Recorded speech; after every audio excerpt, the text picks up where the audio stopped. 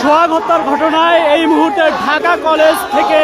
একটি বিক্ষোভ মিছিল বের হয়েছে, যেটি আপনারা দেখতে পাচ্ছেন সরাসরি এই মুহূর্তে ঢাকা বিশ্ববিদ্যালয় থেকে সায়েন্স ল্যাব মোড়ে কিন্তু বিক্ষোভ মিছিলটি যাচ্ছে এবং চাঁদাবাজদের বিরুদ্ধে এবং সোহাগ হত্যার ঘটনার পরে সারা বাংলাদেশের উত্তাল পরিবেশের আমরা দেখছি যে আজকে এই তৃতীয় দিনের মতো বিক্ষোভে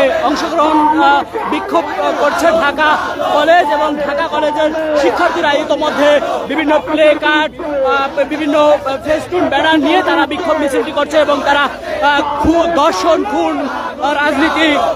চাচ্ছে না এসব নিয়ে কিন্তু তারা স্লোগান দিচ্ছে এবং চাঁদাবাজের বিরুদ্ধে। আপনারা জেনে থাকবেন যে মিটফোর্ড হাসপাতালের সামনে যে যুবদলের কর্মীকে যুবদল যেভাবে নৃশংসভাবে হত্যা করেছে সেখানে যুবদলের স্থানীয় নেতা এবং তারপরে কিন্তু সারা বাংলাদেশে উত্তাল পরিবেশ যেটি শুরু হয়েছে মূলত একটি ভিডিও সামাজিক যোগাযোগ মাধ্যমে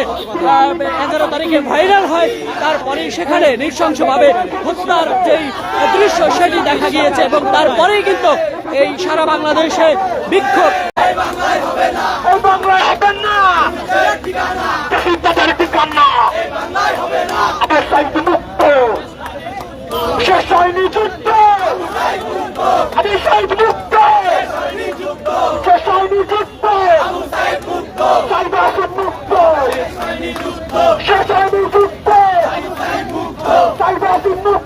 তবে তারা এই মুহূর্তে সায়েন্স ল্যাবে অবস্থান করছে। আমরা এই মুহূর্তে দেখতে পাচ্ছি সায়েন্স ল্যাবের মোড়ে ইতিমধ্যে চলে আসছে, এখানে অবস্থান নিয়ে কি তারা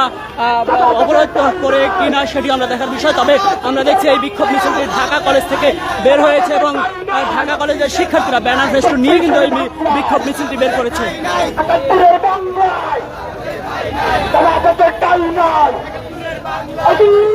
তবে ইতোমধ্যে তীব্র যানজট কিন্তু আমরা লক্ষ্য করতে পেরেছি এবং তীব্র যানজট যেহেতু সায়েন্স ল্যাব এলাকাটি অনেক গুরুত্বপূর্ণ একটি পয়েন্ট, এই পয়েন্টটি মূলত বন্ধ করে দিলে সায়েন্স ল্যাব জায়গাটি একেবারে কিন্তু যানজট সৃষ্টি হয় সেটি আমরা লক্ষ্য করতে পেরেছি। এই মুহূর্তে পিছনে অনেক গাড়ি বা পরিবহন চলাচল বন্ধ রয়েছে সেটি আমরা লক্ষ্য করতে পেরেছি। তবে সায়েন্স ল্যাব মোড়ে তারা অবস্থান নেয়নি, তবে ঘুরিয়ে ফেলছে মিছিলটি এবং সেটি আবার অপর পাশ দিয়ে কিন্তু ঢাকা কলেজের দিকে যাচ্ছে।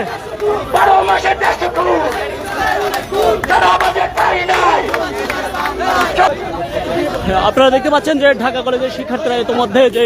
ধর্ষণ চাঁদাবাজি খুন সহ আমরা দেখতে পাচ্ছি যে একটি প্লে কার্ড বেশ কয়েকটি প্লে কার্ড এবং ব্যানার ফেস্টুন নিয়ে ব্যানার ফেস্টুন নিয়ে এই মুহূর্তে